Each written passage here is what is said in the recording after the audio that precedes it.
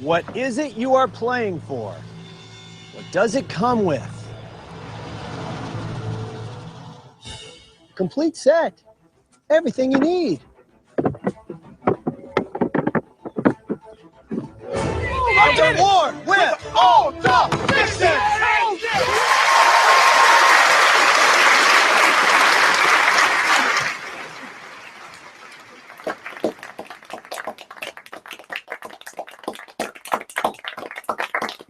Good evening, ladies and gentlemen. Welcome to the latest installment of Survivor with All the Fixins. I'm your host, Max Dawson. Very special guest tonight. Very excited to have him here. If there's anyone who knows anything about second chances, change, redemption, evolution, growth, it's this man, Colton Cumbie. Colton, of course, of Survivor One World. The eye of the tiger. Oh my God, my cat jumped on the soundboard and Shambo started coming out. Colton Cumbie, of course, of Survivor One World and the original Blood versus Water. Colton, welcome. Thanks. Of course, a cat would ruin my intro. Yeah. Well. Whew, okay. Well, I had hoped we would at least talk a little bit about this season before we went there, but you know, I mean, why not? So, Colton, how you been? What's been going on lately? Pretty good. I'm still in school. Woo. You're on the Survivor plan, which I think spreads out the degree over 9 years. It does. I'm actually on my last one, finally. Thank God. Yeah, I should be graduating soon. So did the December, January graduation thing? No, well, it's my last year, so May. I should okay. So, or it's either May or next December. It just depends on how much longer I really want to stretch it out. I might want one more football season, so we'll see. Okay. And what else is new? I just recently started watching Survivor again. I hadn't watched it in, I guess like a year.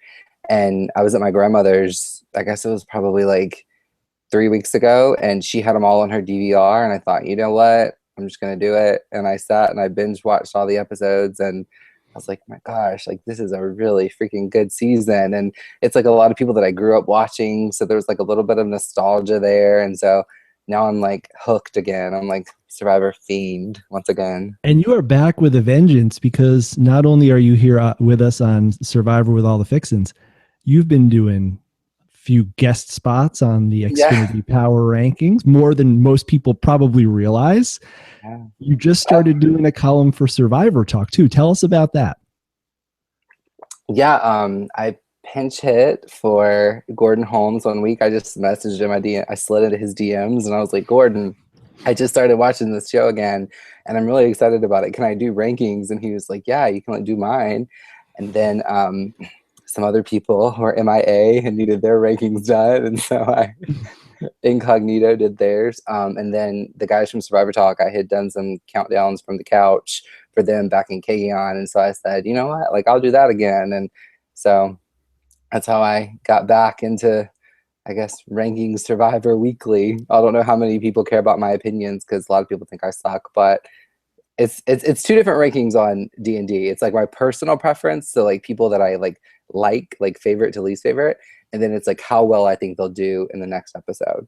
I like that concept, because it's often hard to tell, especially for myself when I'm doing them. Am I ranking these people based on my personal feelings toward them, or by my feelings about their chances in the game? Exactly. Especially with someone like me who can't help but always put their personal feelings in. Yeah. That's why we want you to, we're not looking for like Carter from Philippines to rank the remaining players. We want someone with a POV, with an opinion, who's going to, say something controversial or at least say something insightful. Yeah. Carter. That would just be a lot of dots. Just a lot of. Yeah. Mouth agape. It's good to have you back, man. And it's good to have you back for this season in particular, because like you said, a lot of people you've been watching since you were a little kid, a lot of your favorites, I know, especially your queen, Abi. Oh. And I'm sure there have been a lot of moments that you're just very eager to talk about. And we'll get into all of them before too long. I know that you also recently watched my season.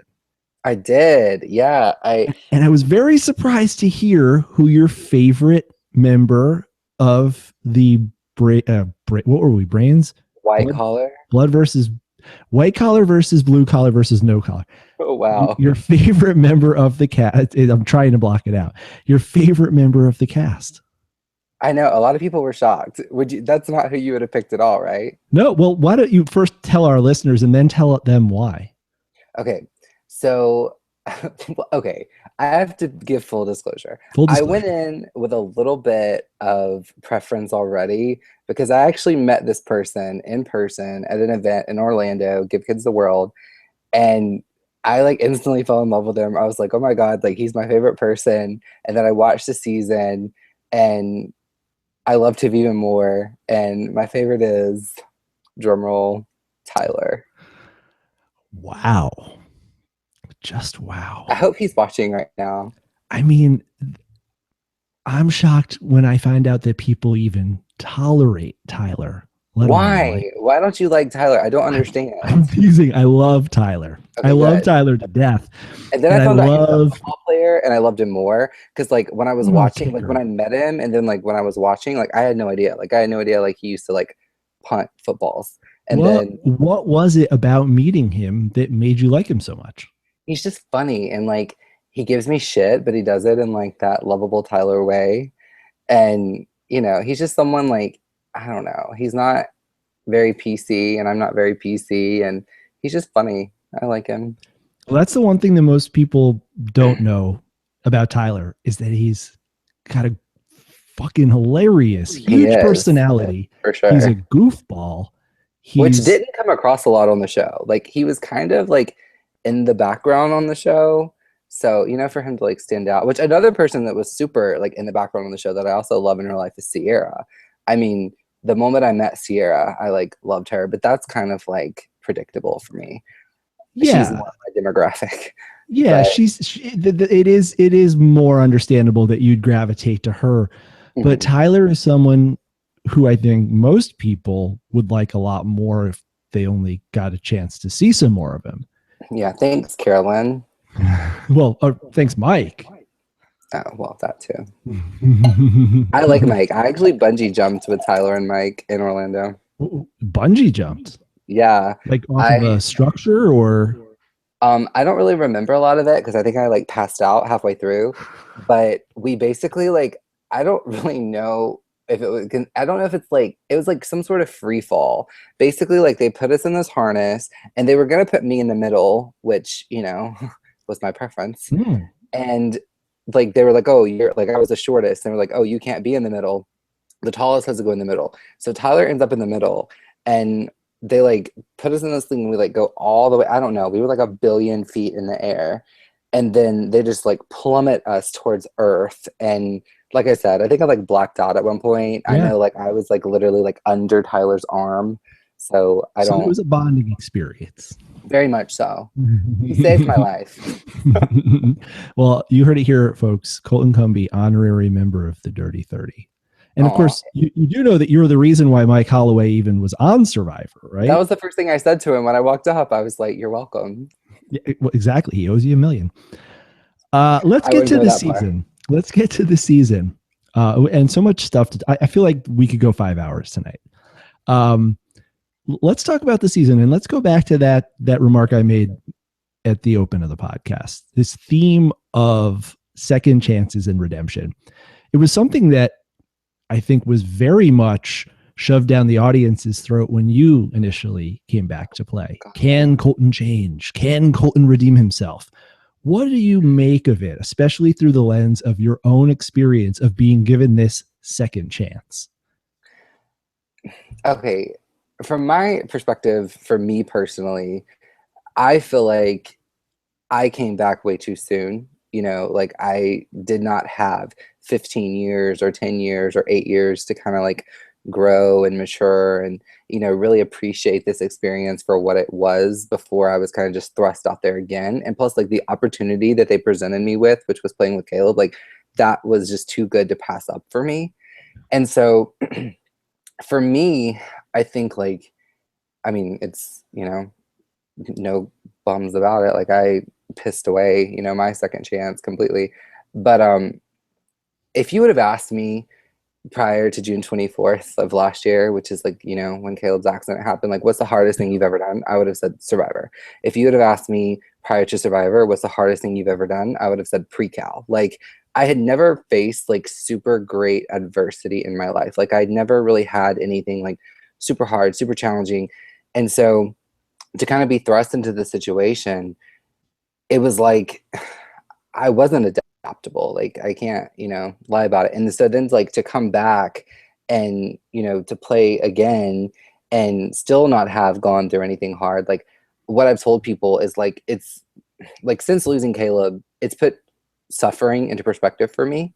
Like, Survivor is 39 days without food, water, shelter, the comforts of home. Like, that's uncomfortable. It's temporary. It ends. And I guess like at that point in my life, I couldn't see that. But now, waking up every single day and thinking like, okay, I can either lay here and die, or I can get up, get ready, and, you know, move forward. Like, there's always going to be that sense of loss. There's always going to be that little bit of suffering, and that's never ending. So I think for a lot of these people that have come back for this second chance, I think they've done what I was unable to do, which is embrace change and adapt their games where they needed to be adapted. One person that really stuck out to me, like, I know you're not a huge fan, but like Cass, like, you know, obviously I'm not there, like, I'm not like, you know, living on the beach, but just from what I've seen as a viewer, she seemed to genuinely, for the most part, change and try to adapt her game. I know, like, I've heard Spencer make comments about how he needs to view these people not as chess pieces, but as actual human beings. And I think for me, like, that was like a huge slap in the face. Like, it's almost like I wish like this season would have occurred before I went back, because there's been so much insight and so many like cool things that people have pointed out, like, that I never thought about, like going back and being like, you know what, that's true. Like, you know, it's not going to kill me to sit here and listen to Tina Weston's life story for the 30th time, you know, like, so that's just my take on it. Well, first things first, before I even respond to much of what you said, I have to offer you my condolences. I mean, I know it has been over a year, and I know that it's not something that we want to make a big focus of the podcast tonight. But, you know, for someone like me who only knew Caleb from watching him on television and was impacted just from that experience, it's hard to imagine what you've gone through. And, you know, no matter what, no one will be able to understand. And I think that I'm happy to see you back in the community and happy to see you back doing the things that you love.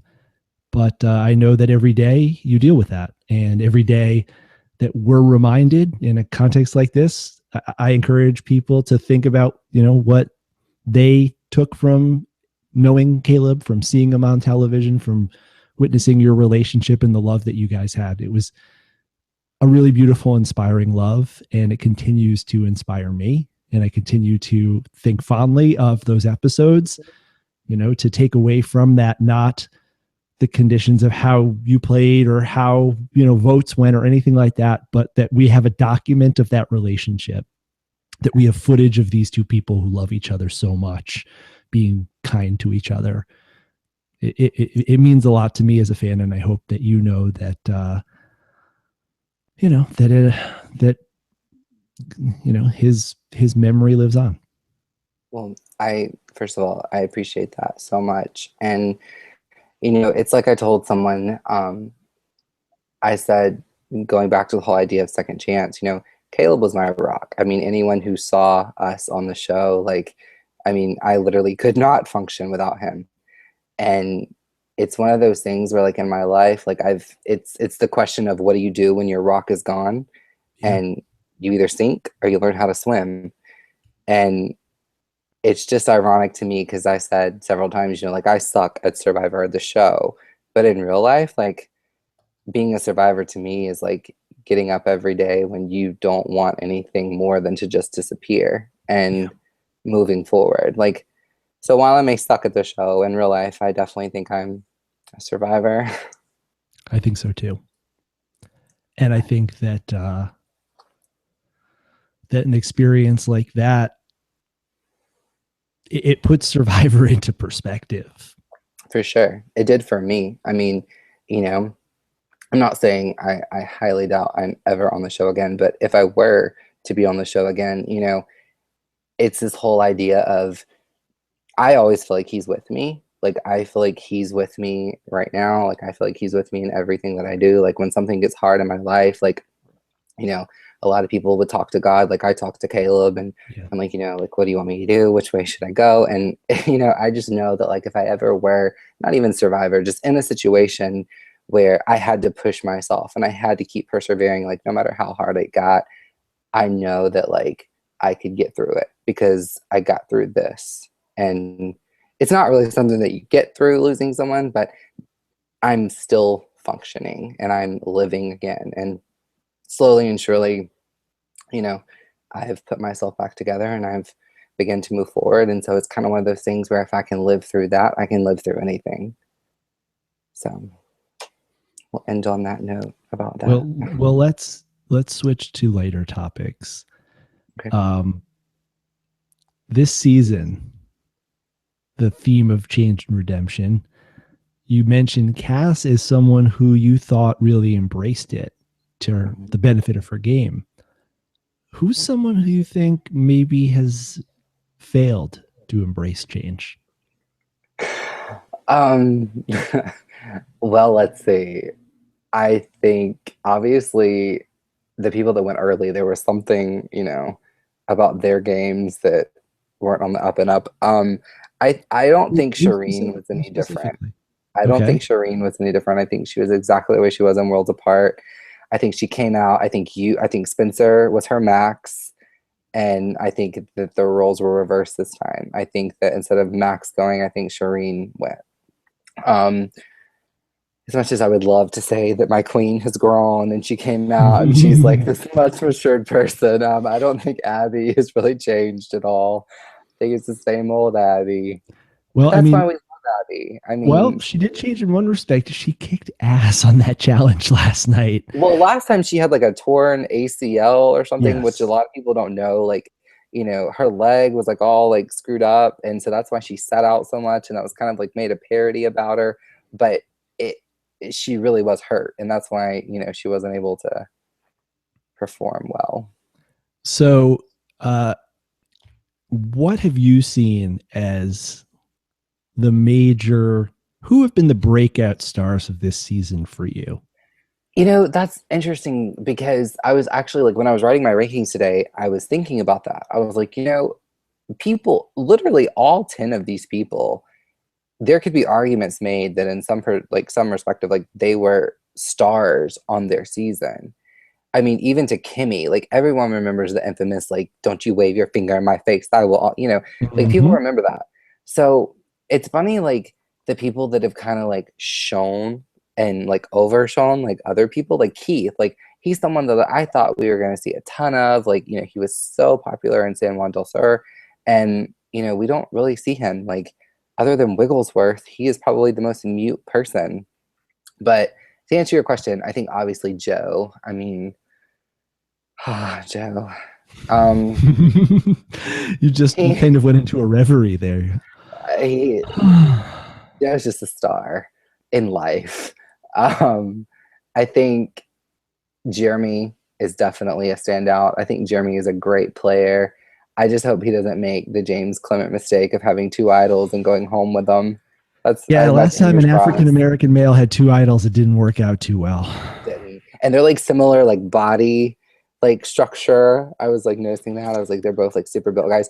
And the main difference being that Jeremy is really, really smart and savvy. I was about to say that. The main difference being that Jeremy, like, yeah, can rub 2 sticks. Well, what do you make of Jeremy? I mean, you know, Jeremy is a guy who got a winner's edit in a season where he was a merge boot. And now he's getting a winner's edit. And he's got 2 idols. He's got 2 idols. He's playing for Val. He's in the catbird seat where every time someone wants to make a move, they come to him. He's the guy. He's sitting in the hammock swinging, and they come to him to ask if they can make moves.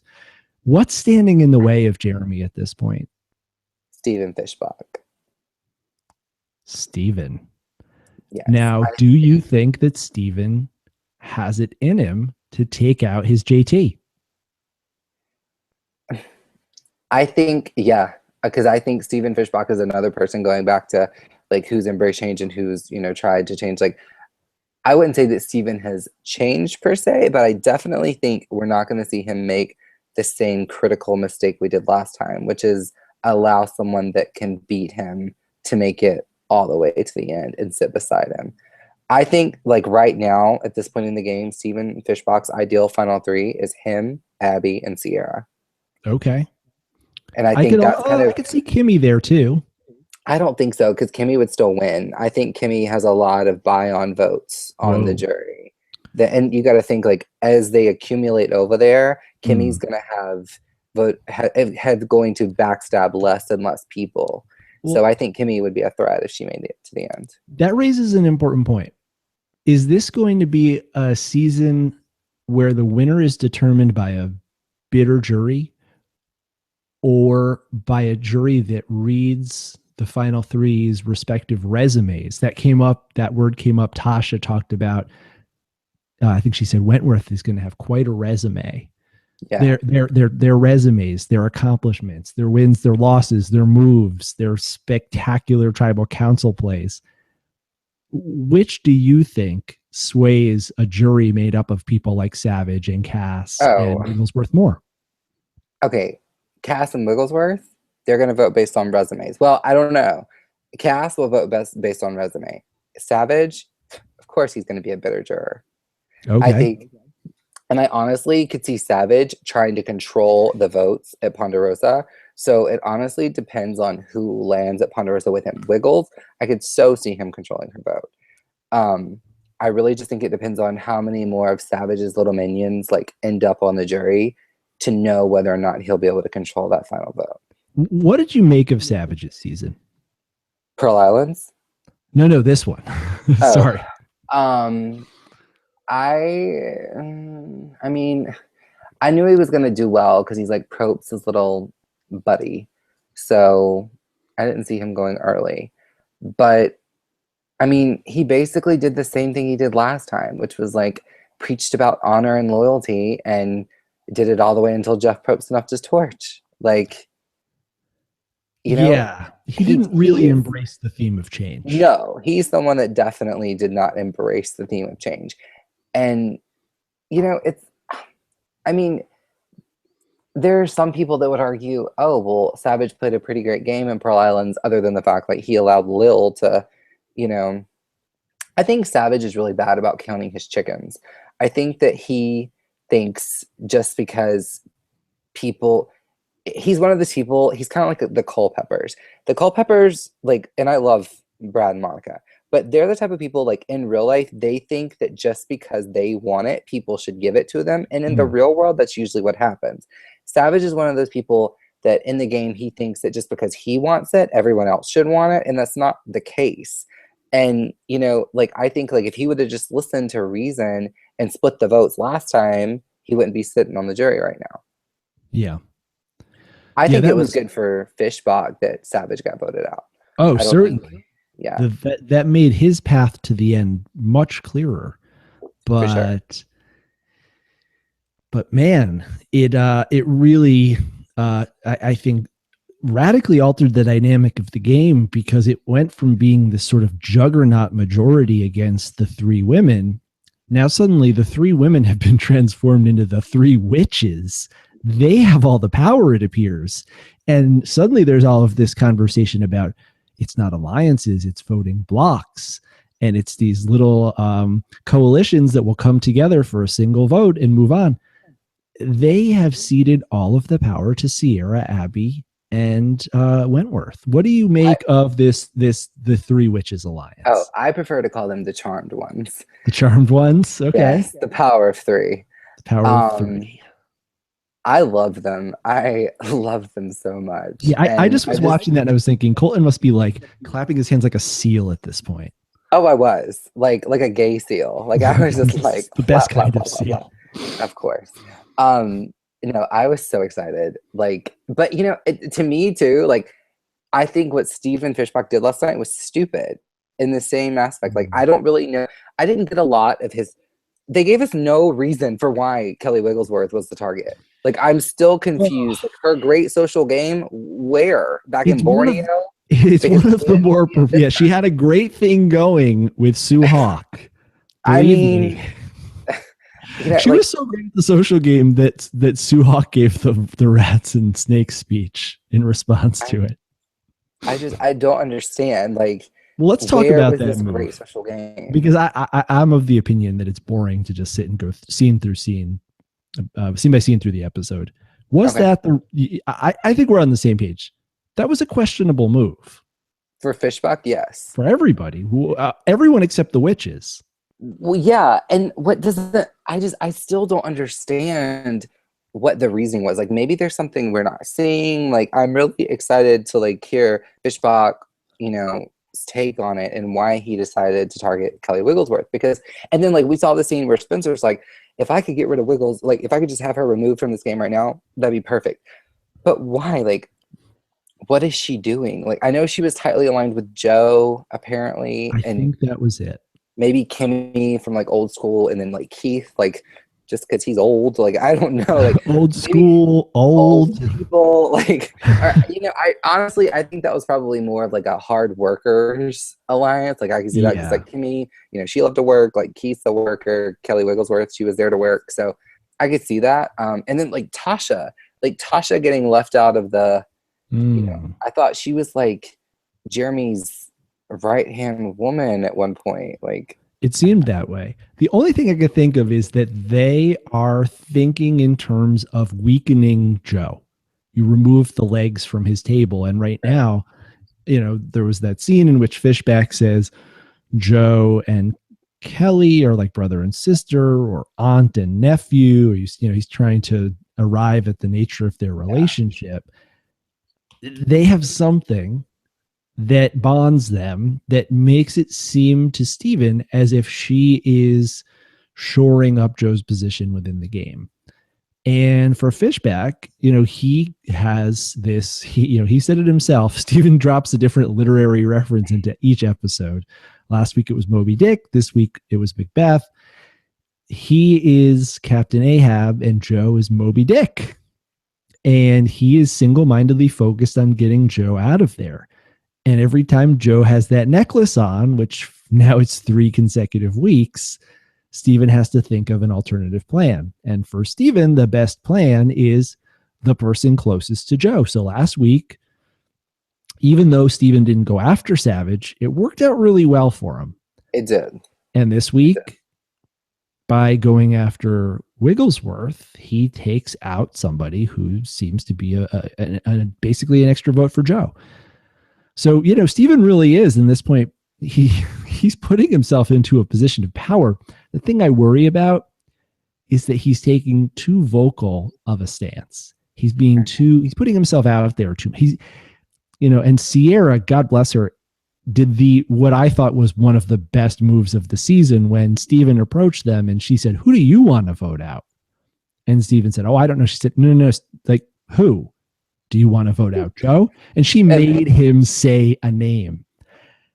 And they're all just laying there. Like, they're all the charmed ones are just like laid out, and they're like, "We'll vote however you want to save ourselves. We don't just whoever you want. Just say a name. Say it. Say it. Say it." Instead of the 3 witches, we should be calling them Sandra, Diaz, and Twine. They're of the as long as it ain't me approach. That was beautiful. Sandra, Diaz, not Boyle, Toil, and Trouble. Sandra, Diaz, and Twine. There you go. I love it. I love it. And that's where I worry. I love watching Steven on Survivor. Steven is the perfect narrator for someone like me. He's getting to experience all of the things that I had hoped I would have been able to experience, and all of the confessionals, all of the unused confessionals that I had, where they would say like, "Max, it's been 30 seasons of Survivor. Have we ever seen a moment like this before?" They always wanted me to put it in perspective, to be like the resident historian. Steven's getting to do that from his standpoint as the analyst of Survivor strategy. And he's also being able to do it, bringing in his love of literature, his background as an English major. I love watching him on TV. I'm just starting to worry that his love and his aptitude for strategy is not just going to put a target on his back. It's going to result in him playing himself out of the game. I mean, it'll definitely hurt you. I mean, that's what happened to me in, Blood versus Water. They try to make it seem like, on the edit, like that I'm just running around, like telling all these lies and stirring up all the drama. But at the same time, like, or on the same hand, like, I'm just trying to get someone to talk strategy. Like, I just want to talk about something. Like, I remember the one day, like, the production just broke my spirits was we were all laying in the shelter on Galong, and all I wanted to do was just talk about something Survivor. And so Aris was like, all right, I'm going to name a season and you tell me who the hottest girl on the season was. And he would name one. And I was like loving it. And production's like, you guys have got to cut this out. You got to talk about something else. I'm like, are you freaking kidding? Like, they won't talk about strategy. Like, can I at least talk about old seasons of Survivor? And so my favorite part of Blood versus Water was going down to the beach at night because I could not sleep. And Jervis would just tell me stories about Borneo and about like what it was like and who got along and like what, like, things we didn't see on the show. And I just ate that up. But anyways, to come back to your point of Steven playing himself out of the game, I mean, it's definitely a possibility. We've seen it happen several times. We've seen it happen to RC in Philippines. We saw it happen to you. We've seen it happen just like a number of times where people hit the ground running. And one thing you have to take in consideration is at this point, Kimmy is the only old school player left, but there's still a lot of people that have a very old school approach to the game. Yes. I would argue, I mean, Keith, I think, has a pretty old school approach to the game. Definitely. No, old school is not about what season you were on. It's about your mentality. Wu was as old school as you can get. Varner was playing a new school game. Exactly. I mean, and there you go. I think Dietz was trying to transition, and we didn't really get to see if he would have or not. That's a funny image. Dietz trying to transition. I think he was. Thinking of it, no, I'm thinking of it along the lines of like a Caitlyn or like middle-aged dad trying to change into. Never mind. Sorry, we haven't had one of those on Survivor yet. No, not yet. I have a million things I want to ask you about based on that last statement. The first is like a Jervis story. Do like a Jervis Stacey Stillman story or like a Jervis Ramon. He wasn't with her. No, I'm sure he like he got drunk with her at a party afterwards. Oh yeah. But he was telling me more like things that like occurred. Like I would tell, because like I mean, he was like, all right, who is your favorite? And I was like, he said, well, first let me guess who your favorite was. And I was like, okay. And he said, Colleen. And I was like, yeah. And he was like, that's what I would have thought. And he would like tell me Colleen stories. Like he told me how like her and Greg would like go off into the jungle and like skinny dip and like all this kind of stuff. And I don't know. It was just like random things that he would tell me. And like he would tell me, oh, this is kind of a fun fact. He and Joel and Ramona were like a hardcore like three-way alliance. Like they made it act like Pagong like really wasn't playing, but like that was his alliance. And then when Ramona got sick, like she basically wanted to be voted out. And that kind of screwed him over. Yeah. Okay, now I want to play the game that you and Aris played. Oh Lord. Okay, I'm ready. Every season. Can we do Guy? No, I'm not interested in that. I want to know hottest girl. Can I do both? Okay, hottest guy and girl from every season, starting with season 30, going backwards. Max and who? What? Oh, we're starting with 30? We're starting with your starting season? With 30, going back to 1. Okay. 30. I want to say Tyler, but Joe. Oh, come on. Joe, obviously. I mean, the people in Claire, the little girls in Claire's will riot if I don't say Joe. Okay. Joe and? Oh, God, Sierra, for sure. Joe and Sierra. 29, Drew Christie. Drew Christie. He's hot. And oh, my God. And his dating history does not in any way influence you?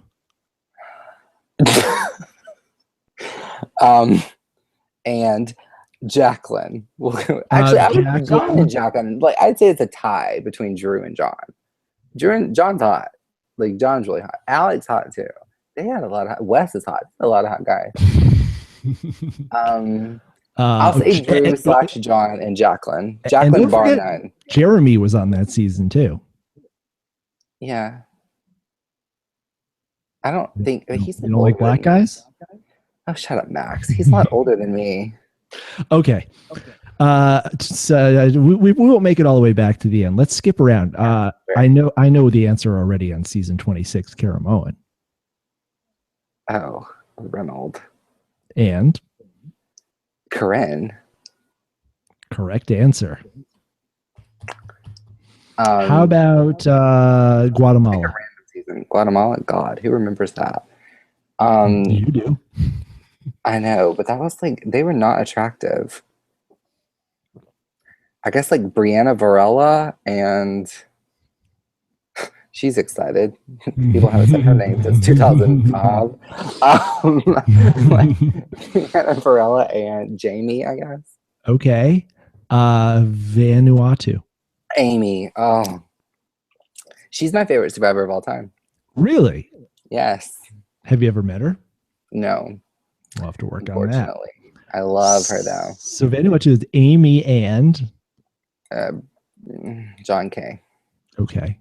One last one. Marquesas. Oh, Nalia for sure. Who I still to this day will say is the most robbed runner-up of all time. And Pascal? Hunter. No. Okay.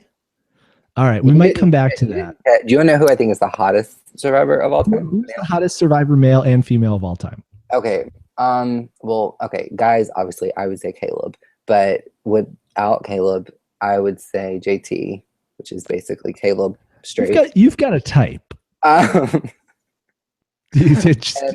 straight Caleb and there's only one right answer.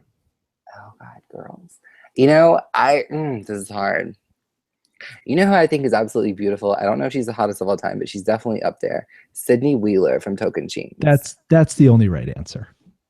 Do you think that's it? I'm convinced. I mean, that there's never been another person on the show that beautiful. No. Okay. Yeah. What about Morgan?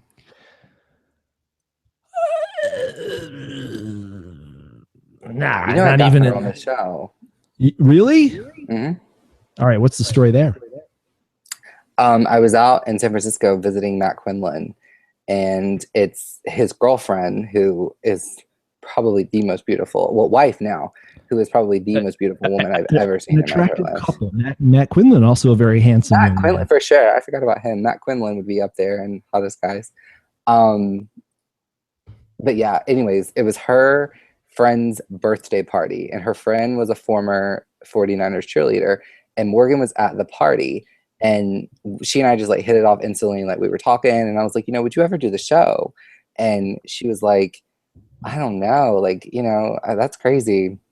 And so anyway, I ended up getting her contact information. I sent her to Caitlin, who and she contacted her, and Caitlin told me that Morgan went through casting, and she like went in the room and she did her interview with Jeff and all of them, and like they left, and Jeff Probst leaned up and said, if Colton Cumbie said she's a bitch. like that was so. Oh my God, that's amazing! Congratulations. So, is that your only casting placement? They did interview my aunt and my cousin for Blood versus Water 2 for the Southern mother and daughter, but they ended up going with Baylor and Missy. My cousin doesn't have a quote singing career, so it's Friday. That's one thing that is so fun after you've been on the show. Are the people that try to become famous? No. I mean, recommending your weird friends and relatives. Oh yeah. And, just knowing people and saying, yeah, hey, Caitlin, you've got to meet this person.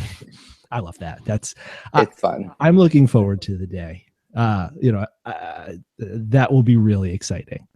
Well, it's funny because like I knew you prior to being on the show. Yeah. I mean, our history goes back. I knew a lot of the people from your season. I was like deep with the One Worlders because of Alicia lived in Chicago, and I met her through Cochran and Steven.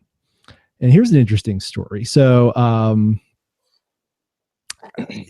first time I taught my class, Cochran and Steven came and visited in person. And they did the class, and afterwards we went out, and I think it was right before your season started, but maybe after the cast had been announced or something like that. And we went out, and Alicia came out and met us, and we hung out with her. And all throughout that spring, I was going through casting for Fans versus Favorites 2. Oh, wow. As was Cochran and Alicia. And Reynolds. And I was in casting with Reynolds and Eddie and Allie and Tyler and Jeremiah and all sorts of other funny people who would eventually be on the show. Tyler was from Fans versus Favorites? Yeah, Tyler and I both spent the whole week, Tyler came in the middle of the week, I think. Tyler went really, really deep. Tyler was, I think, wardrobed for that season. Okay.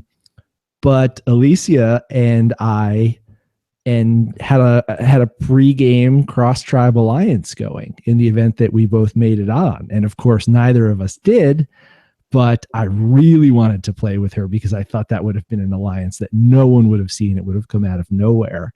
And in the process of hanging out with her, she introduced me to Matt Quinlan, and she introduced me to Kat and Sabrina and a bunch of other people from your season. And you, of course, when I taught my class the second time, you came and played Survivor Trivia against my students and absolutely decimated them. It was like, if you can beat Colton, you can get like 100 extra credit points, and you beat them like 600-3. It was like such an embarrassment. Awkward. But yeah, so I was actually in the running for Fans versus Favorites too.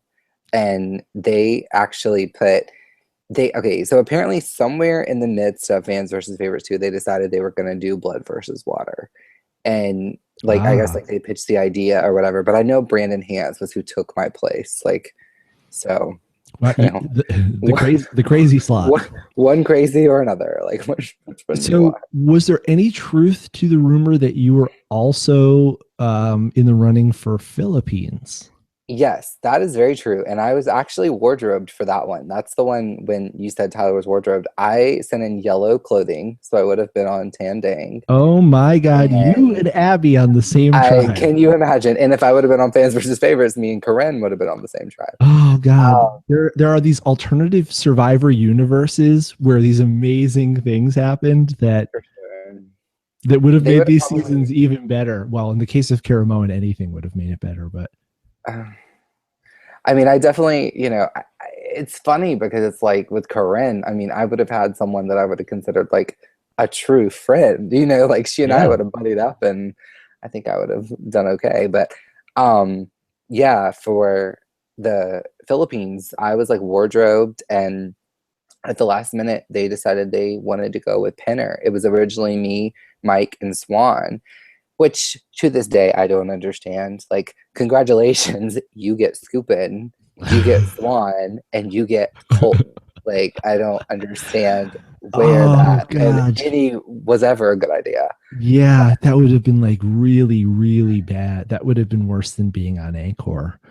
I mean, at least I would have been with Abby and Pete. You would have had a great time. I mean, well, listen, if RC was traumatized just by Abby,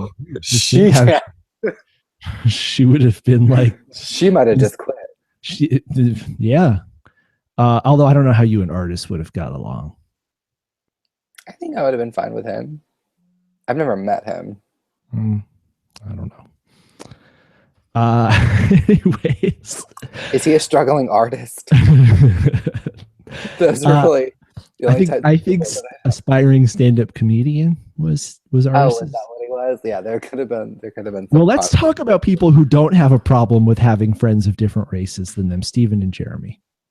Oh my God, you're so stupid. I do not have a problem. Shut up. I know many of your friends, including some of your domestic servants, have been African. My God, you're so stupid. Stop. I know, it's fine. I don't think it's a problem. Steven and Jeremy, budding bromance, or is this heading toward a situation where these two have to take each other out? I think Steven will make a move against Jeremy. Whether it is successful or not is to be determined. What I would like to know, and I can't remember if this has been shown, is does Steven know that Jeremy has the idols? Or are they completely secret? I think that Jeremy is playing the idols very close to his vest. Okay. And I think that what we've seen so far is that even though Steven is his most trusted ally, it's on a need to know basis. So that Steven, he says to Steven, let's go look for the idol. And Steven runs around and looks for the idol for 4 hours while Jeremy, goes and takes a nap under a tree. So he trusts Steven, but at the same time, he's playing him like he's playing everyone else.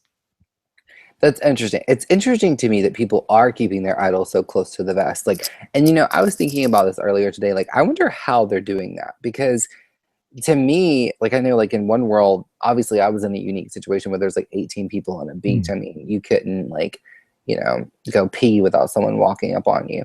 But at the same time, I wonder how in the world are people just respecting each other's privacy? Because Lord knows, we know Abby will go through somebody's bag, let her think you have her bracelet.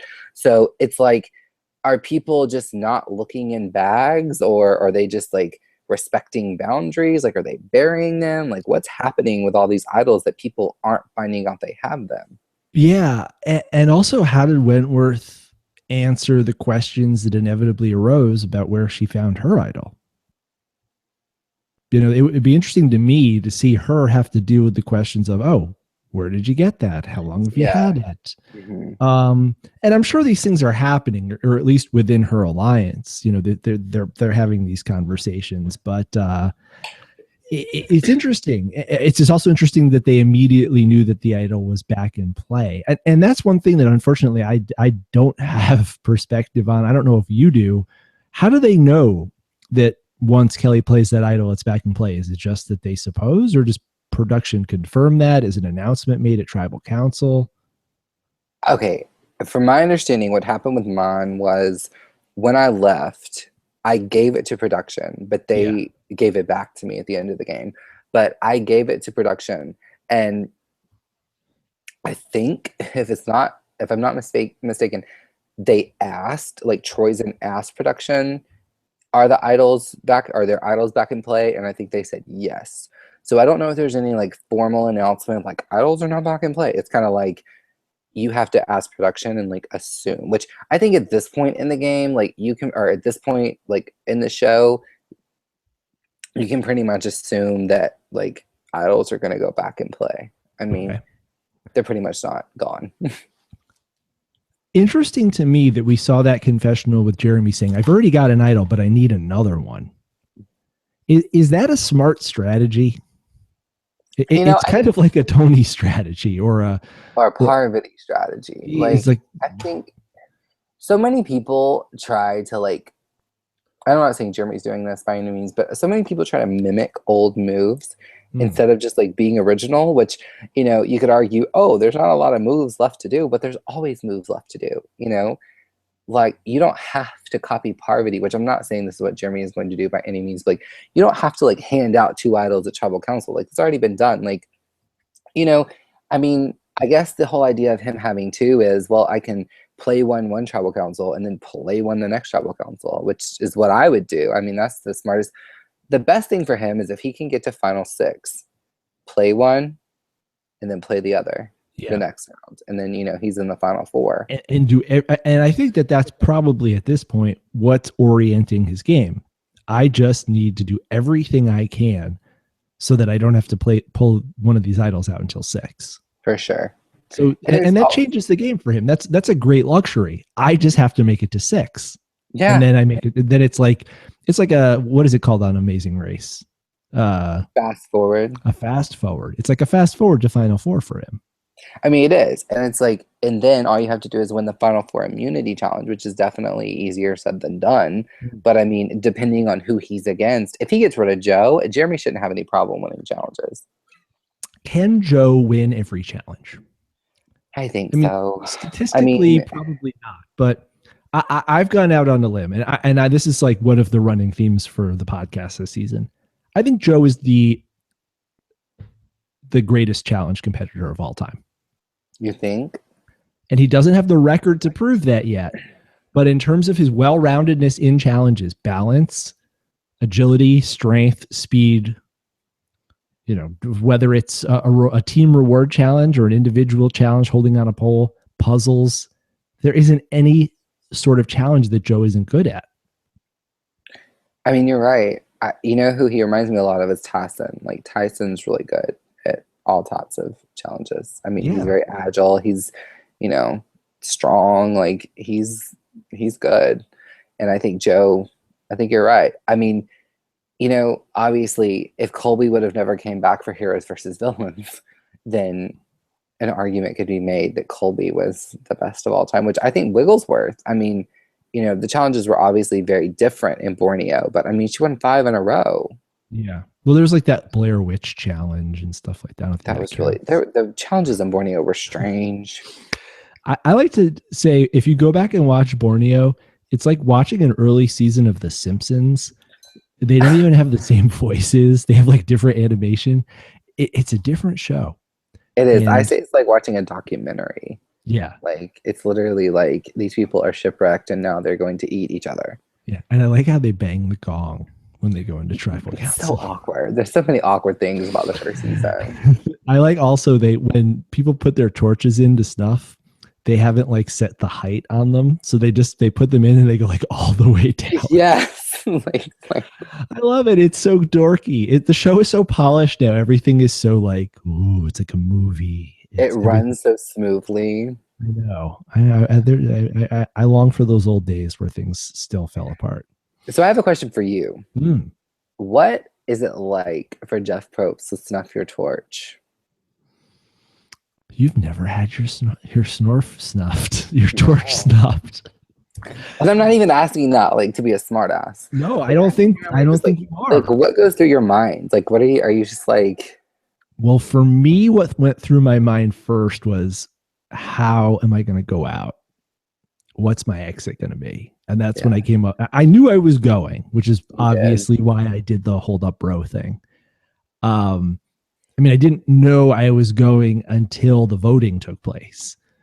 And I don't know if you experienced this. One thing I heard Spencer say in a podcast was, you can watch people vote while they're in the voting confessional and you can count the strokes of their pen. And people who were supposed to be writing down Carolyn wrote down 3 letters. So I knew it was me. We were trying to use Carolyn as a pawn with Jen, Haley, and Will. So they were supposed to write down, and instead it was like, boom, boom, boom, Max, fuck you, you're out of here. So I turned to Shireen and I said, I'm going home. And then I started thinking, what am I going to do? And that's when I came up with the hold up bro. At that point, all I really wanted to do, all I was really focused on was like walking, standing up, lifting my torch, lifting my bag, walking, inserting it was all just like the procedures of mobility and like being ambulatory. All I could think of was, don't trip, don't drop something, don't walk into something. And I know that other people, like for example, when Rodney got voted out, supposedly we didn't see, it took him like 3 minutes to figure out how to get out. Like he got up and started like looking for his torch. He didn't know where it was. And then he grabbed the wrong torch and had to put it back. You go into like a blackout. And for me, through that moment of being like sort of blacked out, like being numb, the only thing that I was doing was saying in my mind, like, okay, now pick up your left foot. Now pick up your right foot. All right, now there's the hole. Slide your torch into it. Now look look at Jeff. Don't look weird. Don't cry. Don't smile. Okay, now walk down the stairs. It was really just about trying to get out of there without fully losing control over your bodily facilities. This sounds like just a process. I'm glad I never had to go through No, this. believe me, it's fucking miserable. And that whole stroke of the pen thing, no, most of my tribal councils were spent trying to make sure Tarzan remembered who to write. Like, I mean, it's amazing that you go through your entire life. You know, you work hard in order to be, you know, to get into the right school and to get into the right classes and to do well in them.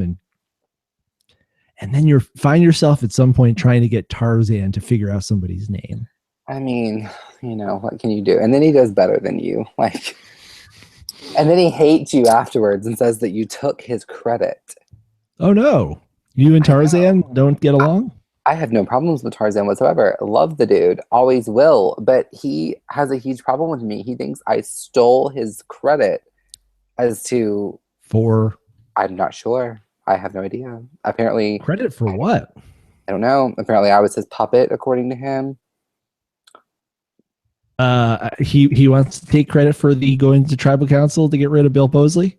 No, he doesn't want to take credit for that. He wants to take credit for the fact that apparently, like, the men wanted to get rid of me, and then he convinced them not to. I don't know.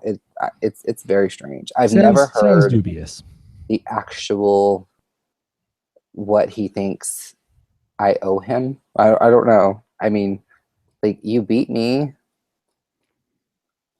I don't know. It's strange. I love Tarzan. I always will love Tarzan, but he thinks, for whatever reason, that I did not give him credit where credit was due. Well, I don't know. Tarzan, I gave you credit. Shireen and I gave you a shout out. I think I was single-handedly responsible for about 11 One World shout outs during my season. I just want I want credit for that. I talked about New Monono, and I made lots of references to, it was like when Colton said the Golden Gods versus the Rejects. I mean, it's true. New Monano is literally, will always be the worst tribe. We are worse than Oolong. Like, if they hadn't have merged, oh my God, it would have been like equal number of returners though too. Yeah, it would have been like Tarzan, like rubbing two sticks together by himself on the beach. That would have been an interesting episode. One of them, like. Let's go back to Tribal Council from this episode. Let's talk about a few really important things that took place at Tribal Council. First and foremost, Andrew Savage's beanie. Yeah, was that important? Well, it was to me. Oh, he was trying to be hipster. He was trying to. He wants to come back as a no collar. Another thing that you and I never got to experience was dressing for Tribal Council. No, and I had so many cute outfits planned. That's one thing I will always be pissed off about. Your Tribal Council outfits. I'm thinking a lot. I did. Pink polo with the sweaters matching the shirts and stuff. Okay, like I don't dress like that, first of all. You know as well as I do. I do. For this show. And I literally, okay, so when I got my like contacts about wardrobe or whatever, they're like, we want you in like a polo kind of like you're wearing in this picture. And it was like my Southern Tide like seafoam green polo, and I was like, okay. And I was like, well, it's like all Southern Tide, like I don't know where to find one without a logo. Well, they went to Old Navy and like found me a seafoam green polo, and then like none of the clothes I had on except for the underwear were mine. And the swimsuit. The swimsuit was mine. But anyway, so I have these like literally these explicit instructions on my bag, like of my game clothes, that says drape sweater over shoulders, quote, preppy style. And I'm like, WTF? Who dresses this way? Like, I like fucking Caddyshack. And so I did, and I come out. You were required to drape the sweater over your shoulders. Yes. Never in my life. You don't walk around. You don't walk around campus down in Tuscaloosa like that. I don't. I'm actually disappointed you're not wearing the sweater right now. So I'm sorry. You know, I should have. And then for like the second season, Blood versus Water, they tried to like dress the pairs, like they tried to coordinate us. Mm-hmm. They kept emailing us back and forth, and Caitlin finally called me and she's like, you two are impossible to coordinate. And so finally, like, they tried to coordinate us with plaid. So he had like his plaid shirt. which he basically got to dress like he dresses every day, which isn't fair. I'm the one that looks like fucking Easter Sunday. And then they put me beside like Katie Collins, Tina's like in her like peach, you know, and literally like Katie looks at me and I look at her and I'm like, we look like Easter Sunday. And she's like, I know. But anyways. That's one thing that people don't think about that much. I tell everyone. It's not simply that wardrobe can give you an advantage in terms of its practicality. You get defined by that wardrobe. Oh, for sure. That wardrobe, not only does it influence what the fans think of you, but it influences what the other players think of you. For sure, because they told me, they were like, we all thought you were from like the Hamptons, and then you opened your mouth and we knew. No. Yeah. So Savage shows with a beanie. Cass shows up. They're both sopping wet. It's a very wet nice tribal blouse. council. Yes, a wet blouse, wet t-shirt contest going on over there in the jury. And we hear a lot at tribal council about the evolution of Survivor into this concept of voting blocks. You know, you're as much as anybody I know, especially as much as anyone I know who's played the game, a hardcore fan who knows everything about Survivor. Does this make sense to you, this concept that Survivor's evolved into these voting blocks? Absolutely not. I mean, like, what is this? The Republican primary? I mean, I don't understand. Like, are we just like, we're just going to change our minds like every tribal council? Like, oh, I voted with you last time, but now I'm going to vote with you. That literally, like, there's not enough Valium in the world that could make me okay with that strategy. Which, you know, one reason I'm a bad player is because I play with people that I like. Like, you know, I'd rather sit beside someone that I like at the end and lose to them than suffer 39 days with someone I detest and win against them. Yeah. So for me, it's like, it's also about like finding that element of comfort, like with the people that, you know, I am with, like feeling like, okay, like I'm safe in this group.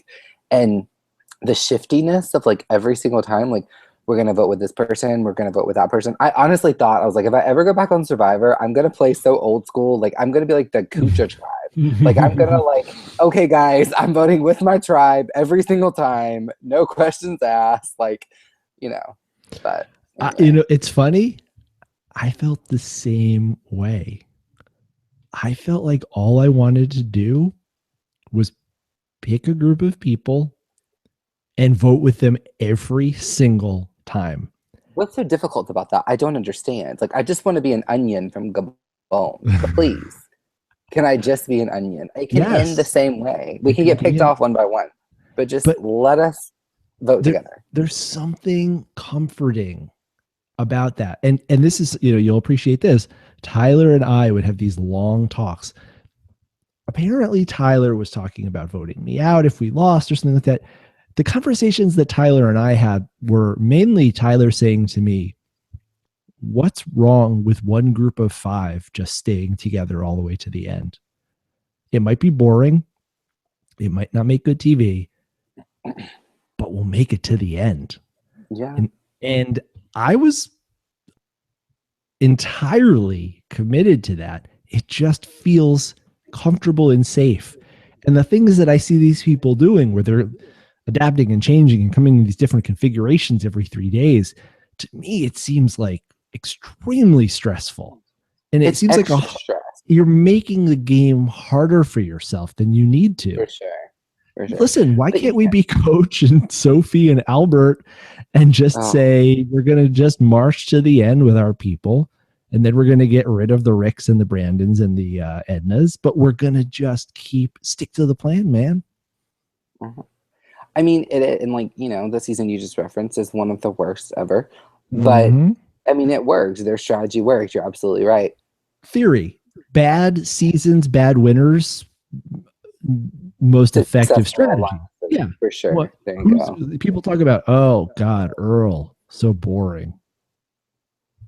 Yeah, Earl just kept his people together, voted with them every time, and won. You know, Aris kept his people together, voted with them every single time, never got cute, and won. Yeah, that did work with him in Blood versus Water.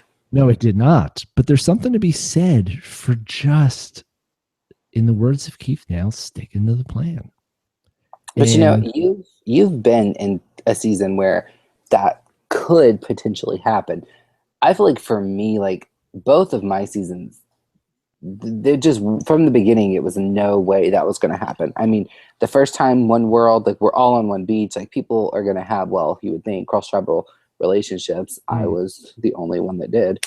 But, the second time around, I mean, it's our loved ones. Like no one wants to, other than Sierra, no one wants to vote out their loved one. Like you knew things were going to get messy when things got mixed up. Like there was no way. And that was my whole stress on Galong was like, I need to work with people. I need to align myself with people that I'm also going to want to work with their loved ones, because at the end of the day, it's a 2-for-1 deal on this season. Like, I knew the only two people that I felt like I potentially had a chance of beating in any season of Survivor were the Culpeppers, because who wants to give the Culpeppers $1 million? Well, the Culpeppers would want to give themselves $1 million. Exactly. But fortunately, if I were sitting beside them, none of them would be on the jury. So, that was my whole thought was like, if I work with her, he's going to be, I knew he was going to be a lot to handle, but at the same time, like, it's worth it to get to the end with someone like that. But tell us a story about your trip to Thailand with the pre-merge boots from Blood versus Water. Like, I want a story about like Rupert clogging up the toilet after ordering after ordering 5 entrees. I didn't really have a lot of interaction with Rupert post or like pre-jury trip. We were very cliquey on our pre-jury trip. They actually said the handlers said we were the most difficult pre-jury trip they've ever had. I know. And that's why I want to hear about it, because I would ask Kelly English, who are the nightmare trips? And she'd say, Colton, Kat, Candace, Rupert. And I'd say, oh, say no more. What did you guys do to make you such nightmares for the handlers? We were just so cliquey, and we didn't meet. Okay, it was me and Marissa and Rachel. Okay, we were a trio, and then the couples, Candace and John, were together, and then the Ruperts were together, and Kat kind of like tried to follow in behind Kat and John. Like she would try to stay with them, but there was just so much animosity and so much like, pre-game drama. And I might or might not have been getting information of what was still going on in the game, which pissed people off, which I don't understand why they cared, because where were you getting that from? I'm not going to say, but it's like, Candace, like your husband's here. Like, it doesn't matter. Like, why do you care how he's doing? I mean,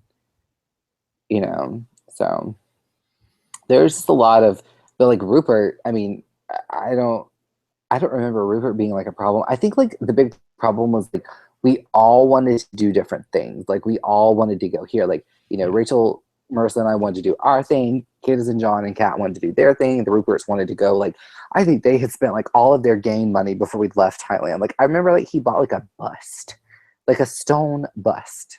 Like, I mean, like what? Why? Was it a bust of Rupert? No, it was like a bust of some Thai god that he was going to put in his house. Oh my God. You mentioned pregame drama. I was privy to a little bit of that. Talk a little bit about the pre-gaming that went on before Blood versus Water. So much. Oh my gosh. Like, I still shiver when my phone rings and it says Monica Culpepper. I'm like, oh my God, a 4-hour conversation. Oh my God. I mean, I love the woman, love her to death, but she had all, and honestly, it's one of those things where I've said too, like, theoretically, if I ever did the show again, like, I would not talk to anyone pregame. Like, if it got me voted out first, it got me voted out first. But like, honest to God, I would just be like, you know what? Like, I'm going to go out there. I'm going to see how it plays out. Like, I'm not going to stress myself out with all of this pregame crap because honestly, like, it's not going to work out for someone. And, you know, honestly, the person that I feel like talked the least game pregame ended up winning the whole season. So, you know, I think there's something to be said for that. And, you know, just like this whole idea of like these, I don't know, like fake deals where it's like strictly like, you know, okay, well, I won't vote for you if you don't vote for me. Well, it's like if you're telling everyone that, like ours, oh my God. I was literally sitting at LAX when my phone rang. It was a number that I didn't recognize, and it was an LA number. And so I thought it might be casting because I was leaving casting. And I was also like in the middle of like, I was flying home, and like it was the day that like the Southwestern Airlines crashed. And so like I'm like already stressed out, and I'm like waiting on them to call me back and get me on a different plane. And all of a sudden like RS is calling me, and he's like trying to like tell me like, you know, that he'll watch out for me, and you know, he was a fan of mine, and da da da da da. Which anyone who calls me and says they're a fan of mine, I automatically know you're lying, because I literally have two of those. One's my dog, one's my mom. Well, three. And oh, who's the third? You? Aw, Max, you're sweet. Ours is full of shit though. I despised him. Like, you know, I'm sure outside the game he's great, but in the game, No, he's lovely outside of the game, definitely. But I can just see you getting that phone call and rolling your eyes. I all did. The way back to, all the way back to Alabama. I mean, really. Like, I was like, what the fuck? Like, why are you calling me? I think he's and great. He was like, too. You think? He's great at a strategy that I think Tyler was really good at, which is we're not going to play. No one's going to play. If you play, you're making yourself a target, which is sort of what he did to you, right? I mean, you were, correct me if I'm wrong, you were saying stuff like, RS is the Jim Jones, all of you guys who have consumed the Kool-Aid. And his mantra was, we're not going to play Survivor. We're just going to win and love and work around camp and all that stuff, right? All of my favorite things. Well, it's funny that you love Tyler so much, because that Tyler played that exact game. And I had a conversation with Tyler on like day 2, or like very early on in the game, where I said, Tyler, no one trusts you because you refuse to talk strategy. It makes you more suspicious, more a suspect than the people who are strategizing constantly by not talking about it. Well, at least Tyler didn't make you guys do like centipede massages and yoga sessions on the beach. Like, what the fuck? Like, this is not what I signed up for. The human centipede massage was one of the greatest. It really was. And then like Tina like wants to go out into the game and play this game called, what was that stupid game she liked to play? We'd like go on the ocean and we'd get all twisted around one another, and then we'd have to like untwist. Tina Wesson loved to play games. Like, she wanted to play anything but Survivor. That sounds like a sex thing. It was weird, especially with like the people I was on a tribe with. There was nobody I wanted to get wrapped up with. All right. Let's wrap up speaking of wrapping up, let's wrap up our conversation of this episode with a little segment that I like to call Your Mom's a Whore. Yeah, your mother's a too. Whoa. Whoa. So this segment is dedicated to us identifying the moment in this week's episode where a castaway made a move, a decision, said a statement that they are going to regret for the rest of their lives. Who did something this week that you think they will regret? This is a very PC cast. And, well, it doesn't have to be in the Dan Foley vein. It could be a move. It could be an alliance. It can be a vote. Okay.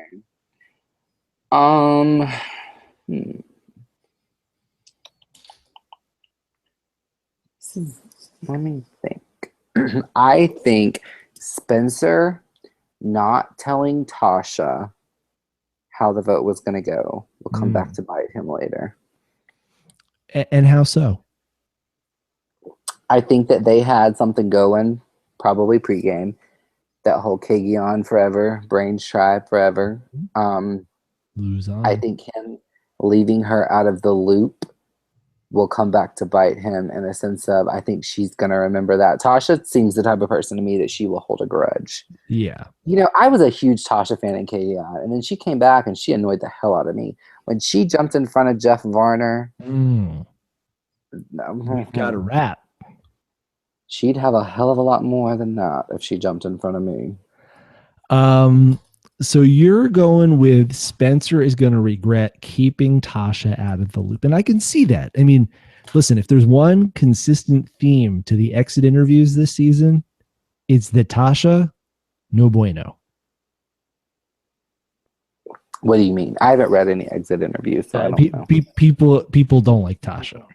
Oh, really? Yeah. Jeff Arner in particular. And of course, he has documented reason with the whole, we've got a rat situation. But Tasha has not been popular. It seems like people harbor a lot of animosity toward her.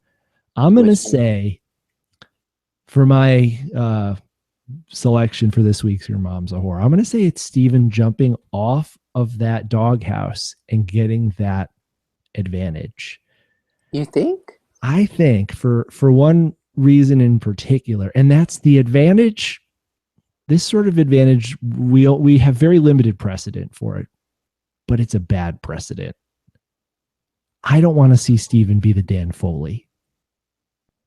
That advantage last time was a curse. It not only put a target on Dan, created suspicion, but it also gave him a false sense of confidence that he had some power to change the game or to influence the vote in a way that obviated the need for good strategy and good alliance management. Now, I don't think Steven's going to make that mistake. I think Steven's mistake is going to be that he's going to get bogged down in overthinking this. He's going to just get paralyzed.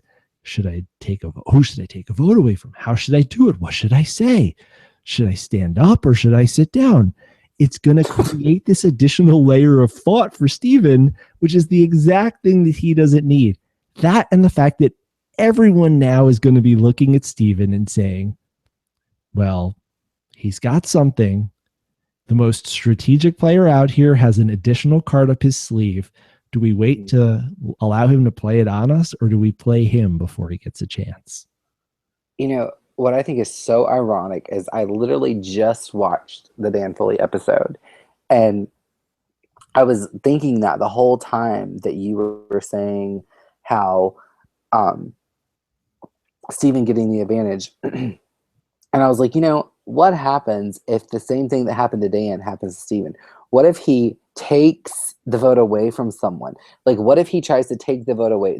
This is my mind going way back to like earlier in the conversation when I was asking about who knew about Jeremy's idols. The reason I asked that is, what if when Steven decides to make his move against Jeremy, he takes Jeremy's vote and then Jeremy plays the idol? That was, because I could see him, if he's going to make that move, Steven has the numbers right now to really get rid of Kimmy, Keith, Joe, and whoever the other one is. Obviously, it's pretty irrelevant, Tasha. And then use his extra vote. Like, literally, he could take a vote away from Spencer or Jeremy and send them home, or Abby.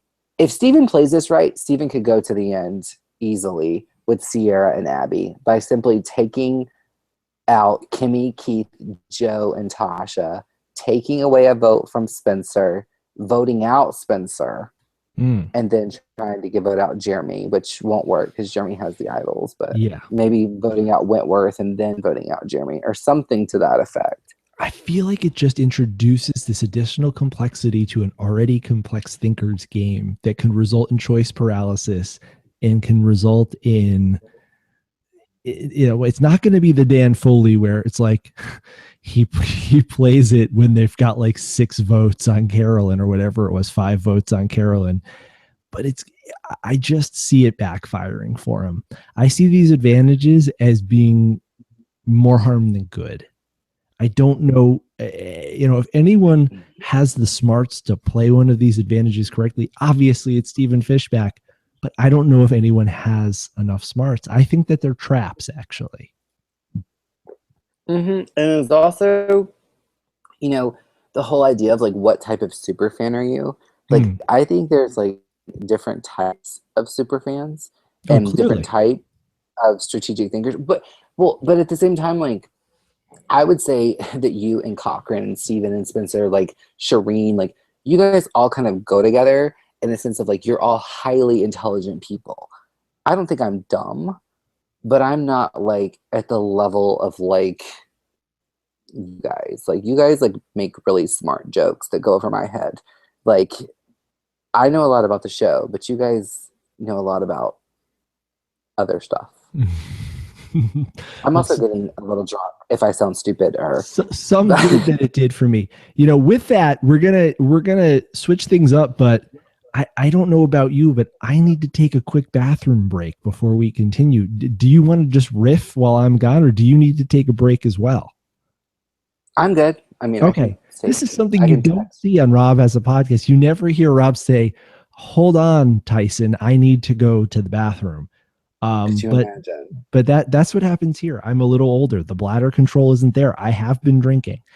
So I will be back in 2 shakes of the lamb that Sierra from Token Sheens held in that picture's tail. And in the meantime, think on the next segment, the final segment, the way we wrap this up, where we play Survivor Would You Rather. Oh, Lord. Tweet us your Would You Rathers.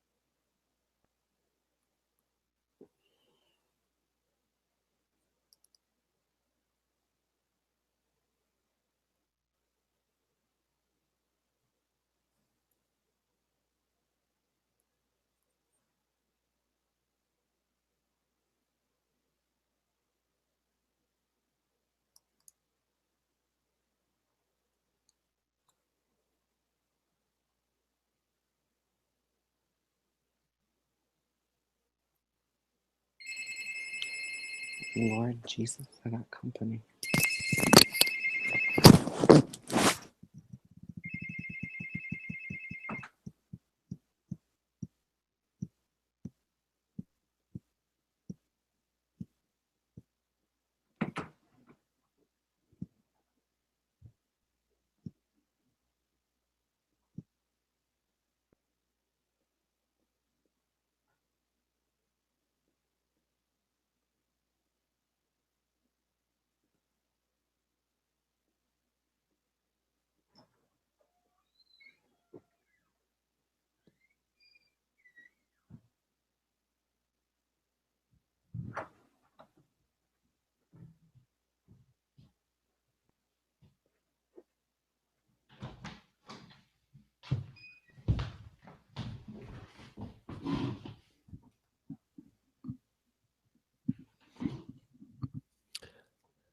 And we're back, and Colton is gone. I'll take this opportunity to remind you guys to please, if you haven't already, subscribe to the On the Block Podcasting Network on YouTube, to follow me on Twitter at FY Maxwell, to follow Colton at Colton Cumbie on Twitter. Make sure that you check out some of the other great content that the On the Block Podcasting Network has to offer. Friday nights, the Truck Stop Love Amazing Race recap with Mikey Zero and Raquel. Rochelle, I never remember that, damn it. Spencer. Are you talking to me? I'm talking to the audience. Spencer and McRae's ongoing Big Brother coverage. And of course, Survivor with all the fixins. And if you like the show, please check us out on not just YouTube, leave a comment there, but also go to iTunes, download, subscribe, leave a comment, and let us know what you think. Let's play a game. Let's play a game of Survivor Would You Rather. Yes, the king is here. I've run out of wine, which is unfortunate. But Colton unfortunately does have more. So we're going to play a game of Would You Rather. And this is because, Colton said when we were getting ready for the podcast, he said, I hope you have some F, Mary kills for me. And that's Rob's bit. That is something that we very much appreciate when Rob does it on Rob as a podcast. We're going to do our own version here. We're going to kind of take things in a different direction, though. We are going to ask Colton some Would You Rathers. And I've got some that I've come up with, some that my friend Ariel Peralta, Ari Ferrari on Twitter, came up with for us, and even one that was submitted via Reddit. So Colton, I'm gonna ask you these, and you're gonna have to not only answer which would you rather, but you have to give a little bit of an explanation. So let's see. The first one I came up with, this is one of mine. Colton, would you rather use an airplane bathroom on a trans-Pacific flight back from Thailand? Lots of people on the flight who maybe have a touch of traveler's diarrhea. Maybe some spicy food was consumed. Maybe, it's like hour 18 of the flight. That toilet has seen a lot of use. You are standing at the back of the plane. You hear the flushes simultaneously. The doors open simultaneously. Out of one walks Rupert Boneham. Out of the other walks Laura Boneham. Would you rather use the bathroom that Rupert has just used or that Laura has just used? Laura, that's like the easiest thing. Obviously. Well, it's easy for you, I guess. I don't know. What would you have said? I would have asked if there was a possibility of taking the plane down.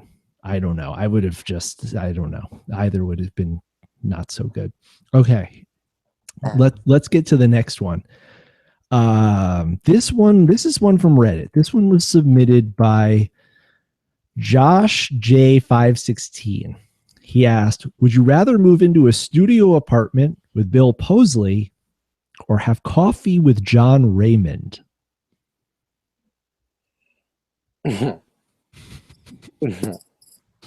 Have coffee with John Raymond. And why is that? Because that ends. They serve it's like Central Park, very large cups. They're almost more like bowls. Okay, well then I will down my bowl of coffee. We can talk about conservative politics other than gay marriage, and I will be on my way. Okay. Would you rather teach Sandy from Token Sheens how to use Instagram or or teach Willard how to use Tinder? Oh God, Sandy, how to use Instagram. I've met Sandy. She's fun.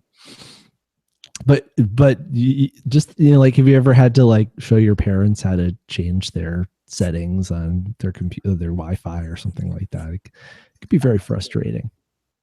No, my parents aren't old. Okay. All right. I've got some more. Don't worry. Would you rather do a marathon viewing of every episode of Russell Hance's A&E reality show Flipped Off, or do a marathon of Bobby John Drinker's Alabama public access show On the Job? Every episode, back to back. Bobby John, every episode. These are easy. These are easy. We'll make them a little more difficult then. Would you rather vote for Laura Moret for the House of Representatives in Oregon or Rupert Boneham for the governor of Indiana? Laura Moret. Why is that? Because I feel like our politics are probably more similar. Okay. And she's prettier. And that's, of course, what is most important when voting for an elected official. I missed an opportunity to ask you, you're watching Sierra play. Obviously, you and Sierra were members of the same cast, didn't get a chance to play together. But what do you make of Sierra's game? I'm a huge Sierra fan. I was a Sierra fan in Blood versus Water, minus that one tribal council. You might know it. Got halfway through. Mm-hmm. Four loved ones, 3 returning players. But yeah, I was a Sierra fan. I think Sierra's doing a good... Hold on. Someone's playing something and I can't think. Yeah, I can hear myself. Yeah. Do you have it going in the background or? someone was watching it. Anyways, Sierra, I'm a Sierra fan for sure. I think that I definitely empathize with her, like, no one wanting to quote rock the boat.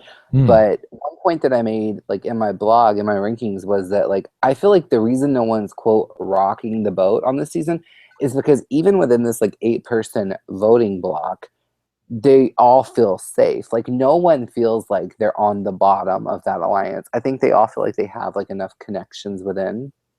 But I'm a Sierra fan. I'll always love Sierra as a person and as a player. I've been nothing but impressed by her game over the last 4 or 5 episodes. And it's funny because, you know, she and I got into a little bit of a social media brouhaha. Oh, no, I didn't know that. Over some of the power rankings. And, you know, we didn't get to see very much Sierra for the first half of the season. As soon as we got to see her not just playing, but playing really well. And to me, like the key moment is that scene we talked about it earlier with her, Abby, Kelly, and Fishback, with her essentially getting Steven to put the noose around his neck. Who do you want to vote for? Who do you want us to write down? And I think that she is amazing at that, at getting people to say the things that she needs them to say, to do the things she needs them to do. And in that respect, I think Savage had it right on the money in identifying her as an incredibly dangerous player. Mm-hmm.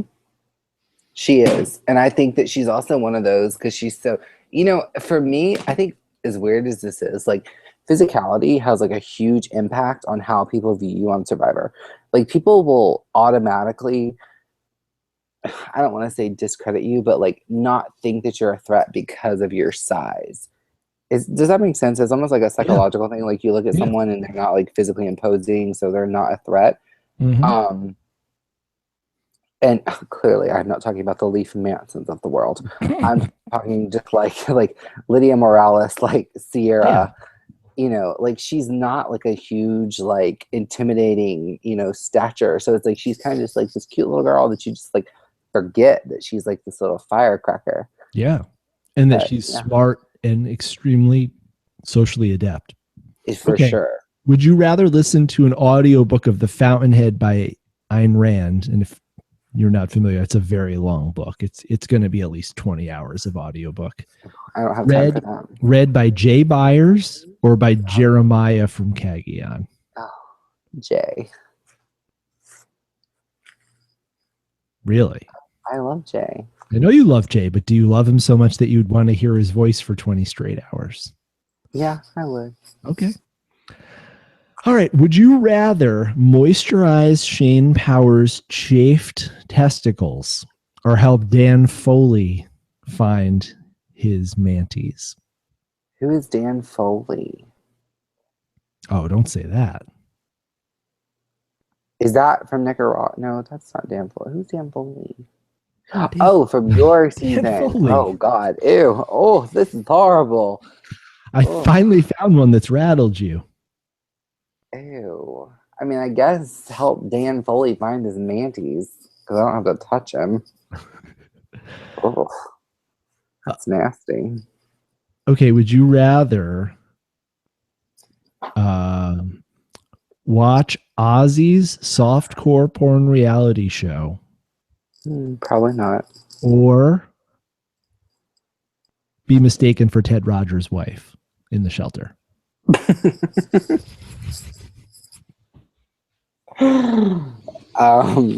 Be mistaken for Ted Rogers. Whoa. No, wait, Ted Rogers. I thought you meant Ted Cruz. Oops. Oh, no.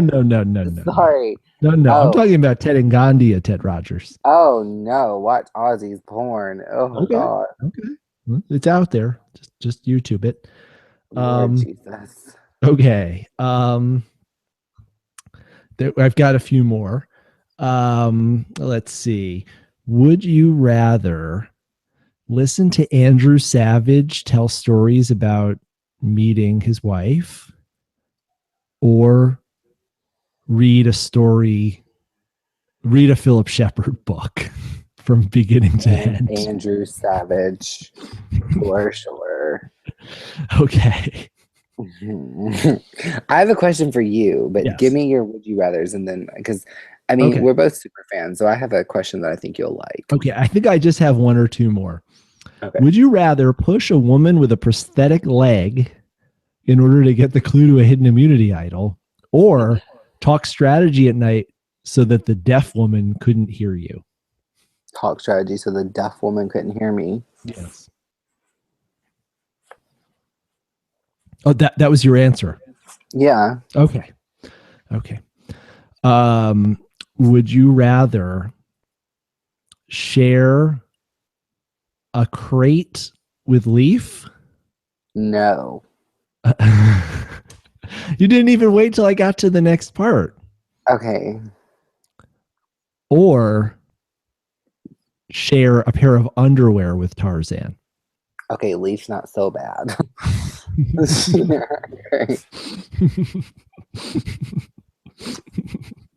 Ew. You're gross.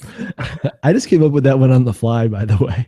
Okay, I have a question for you. Oh, wait, I have We're one both- more. There's just Oh, one God. more. Fine, go. Would you rather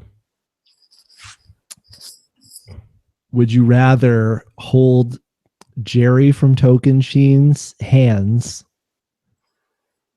let him squeeze your hand while he tries to make a number two, or would you rather massage Bruce Caniguy's intestines while he tries to make a number two? What? That's not even normal. Like no one does Well, that. but both of them were medevaced because of constipation related issues. Jerry was not medevac. He wasn't? No, he's voted out. But didn't he have a problem with those people? I don't know. That's gross, Max. We're Okay. not gonna do this. All right, moving on. That concludes the Survivor Would You Rathers. Okay, you had a question for me. Okay, and then after you answer, I'll answer. Okay. So we're super fans. Hmm. Let's pretend that we talked about this a little bit earlier. We're going back on the show. What would be your ideal tribe? Like you can pick 4 guys and 5 women. Who do you choose? 4 guys and 5 women. Okay. Dream tribe. My dream tribe. Are there any other conditions in terms of played before, haven't played before, stuff like that? Well, I mean, obviously people that have been on the show. Well, no. I mean, like, is it a second chances situation? Like, no winners, no. No, anyone that you want. Anyone in the history of Survivor. Okay. Anyone in the history of Survivor. Okay. My women, I start with Dawn. I want to play with Dawn. I gave the same answer. I lost? Okay, wait. Do you want to do like you pick a woman and then I pick a woman? Okay. Okay. So I pick Dawn, and you pick Abby. First draft picked is Dawn. I pick Yes. Corinne. Corinne. Oh shit, I messed up. Okay. When Gordon asked on the beach who was the person who I'd most want to align with from the past, I had said Dawn. Okay, so I say Dawn Congratulations, you got first, her. and you said Corinne. If I picked Abby now just to fuck with you, would you hate me? I mean, I'd be pretty mad, but she'd probably make it to the merge and then Yeah. she'd flip on you. So Yeah, I would, and I would probably be voted out pre-merge anyway. So, my next person, because Corinne would probably be my first person if I would say Francesca. are you just looking for someone to vote out first? Well, first of all, it makes it easy. I just want to make sure that I'm not voted out first. But second of all, I love Francesca. She's one of my favorite people in the Survivor world. All right, Okay. who's for you? Am I picking a girl? Are we just doing women first? Women first. Okay, so I have to pick a girl. Oh, this is hard. Who is a woman that I love? Oh, Queen Amy. Okay. Leaving Abby on the board. Well, I know you're not going to pick her. Yeah, I'm not. Okay. Okay. All right. My number 3 pick Natalie Tenorelli. Okay. I was very, very much looking forward to the possibility. Not that I thought for a second I was making it on second chances, but I really was hoping that I would, so that I'd get to play with Natalie Tenorelli. Well, she didn't make it either. Yes. I pick her friend Ashley Underwood. Ooh, look at this. Going deep into the Redemption Island dregs. Okay, so my next pick. Oh boy.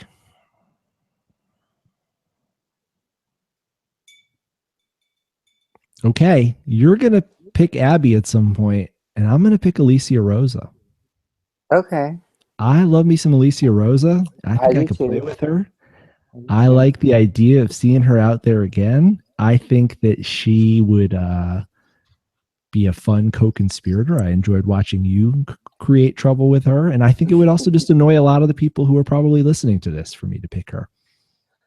Okay, so I have Corinne, Queen Amy, Ashley Underwood. I'm gonna pick Nalia Dennis Nielsen. Okay.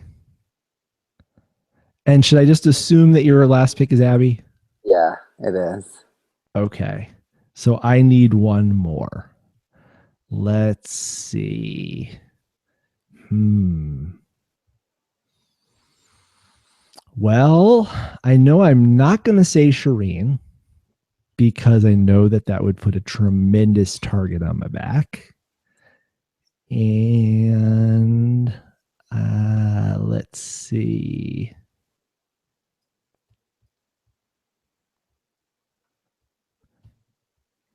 I haven't made a really selfish pick for just pure eye candy. I mean, I already. My tribe is way hotter than yours. Well, if I put Sydney on my tribe, suddenly I have the edge.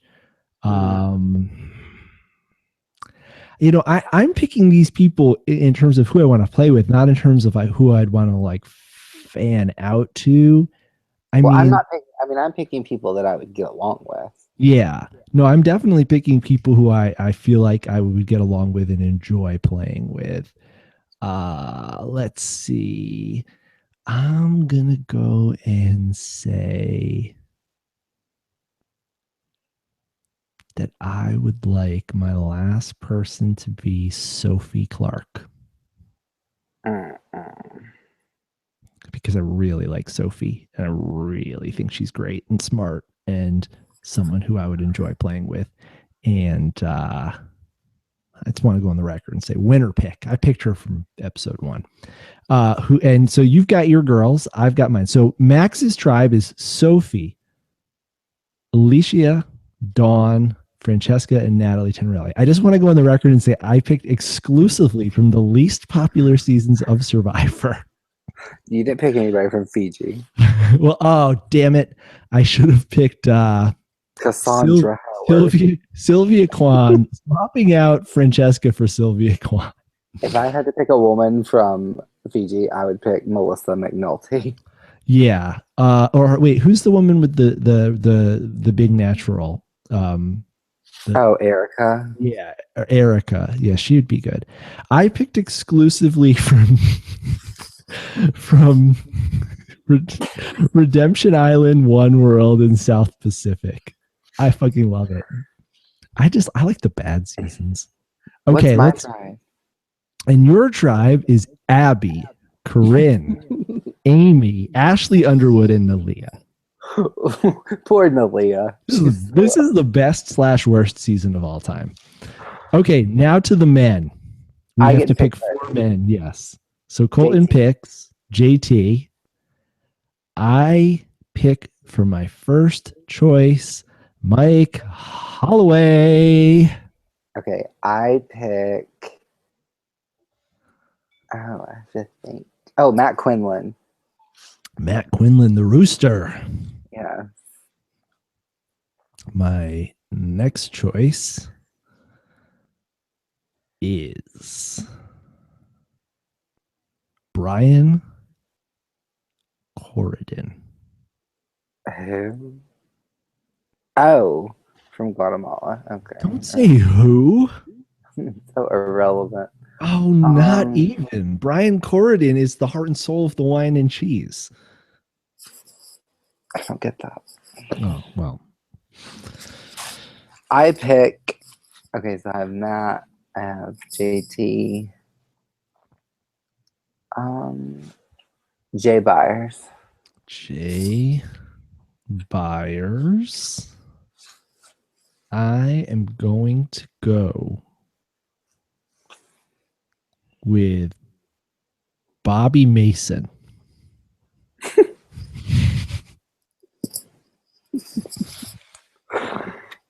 You're just trying to meet our season's diversity quota. Well, listen, your tribe is incredibly white. I've got Alicia, Francesca, and Bobby Mason on my tribe. Very much. I have Abby. Big surprise. Oh, you have Abby. Brazilian is basically white. Come on. Whatever. She's blonde. I pick. I have JT. I have Matt and Jay. Jay. So I have one more guy. Ooh, this is my last guy. Gonna make this good. Oh, Reynolds. Duh. Reynolds, and my last guy is none other than James Rocky Reed. Oh, I thought you were going to say James Clement. Oh, no. We met our diversity quota already. Oh, okay, so here's the season, the breakdown. The Max Tribe, featuring Mike Holloway, Brian Corridan, Bobby Mason, James Rocky Reed, and Max. This is the men. Sophie, Alicia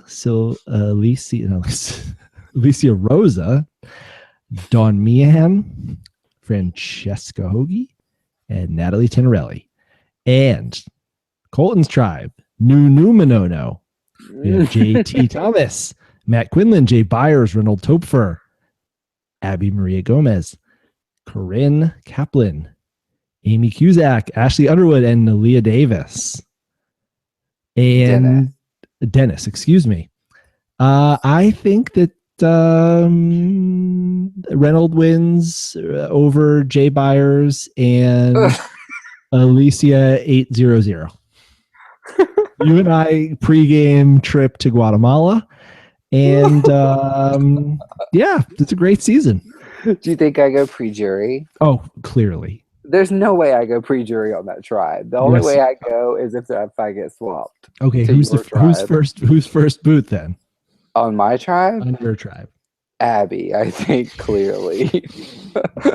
Yeah, look how that worked out for everyone who thought that was going to be the case this season. No.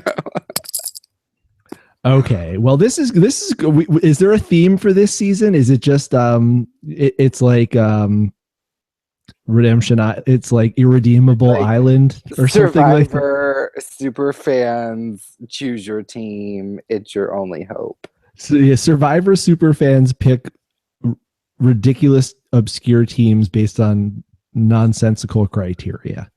I like it. Isn't that obscure? Look at my tribe. James Rocky Reed and Sophie Clark interacting. You have to admit, my tribe would destroy your tribe in challenges. You do have 4 amazing physical specimens in JT, Matt, Jay Byers, and Reynolds, but I've got Bob Dog. Oh, it's going to be like heroes versus villains. You guys are going to get us on the puzzle. Well, I also have Mike Holloway, a 5 challenge winner. Yeah. And I have Sophie. Sophie's great. Sophie's very competitive in challenges. Yeah, listen, this is going to be a good season. I like this. I can see this coming together very nicely. We should pitch this to Lynn. You know what? As soon as we go off the air, we'll call Lynn. Maybe you know what? We'll just show up at her house. Even better. Please. Well, we've been going for almost 2 hours, so we should probably wrap up here. But Colton, thank you so much for joining us. This was a blast. Of course. I had a great time. 22 viewers who are still with us. One of whom, of course, is Jeff Probst. He is a weekly viewer. We know that he's tuning in. And Jeff, I think that you've seen a lot of evidence here to suggest that Colton is ready to come back for a third shot. When he heard that I was on my couch, he was like, I have to tune in. Well, no, I mean, listen, he texted me when I announced that you were going to be the guest this week, and he said, we had plans, we had tickets for the theater, but we canceled them. We're staying in. We're going to take mushrooms and we're going to watch the podcast. And then that's what he did. So, Jeff, if you're not tripping out too hard, I hope you enjoyed the podcast. Colton, again, thank you. I hope you had a good time. Please come back anytime. Write our power rankings anytime as well. It's been a blast. And I'm looking forward to reading your commentary on the next few episodes. Do you want to give any plugs or let people know where they can find you on the internet before we go? Yeah, if you guys want to follow me on Twitter, it's at Colton Cumbie. It's pretty simple. It's my name. So you can follow me if you want. I tweet basically if you like Republicans, Alabama football, and Survivor, then you'll enjoy my Twitter. One of my 3 favorite things. And also, of course, make sure that you're checking out Colton's weekly, what is it, Colton on the Couch or Countdown from the Couch? Countdown from the Couch. It's on Survivor Live with D&D. I also tweet links to that. So if you follow me, you can get all that info. And of course, follow me on Twitter at FY Maxwell. Check out the Xfinity Power Rankings. And make sure to, again, subscribe to the On the Block Network. Listen to all the great podcasts. Subscribe on iTunes. Leave a comment. And thank you for listening. For Colton Cumbie, I'm Max Dawson. See you guys next week.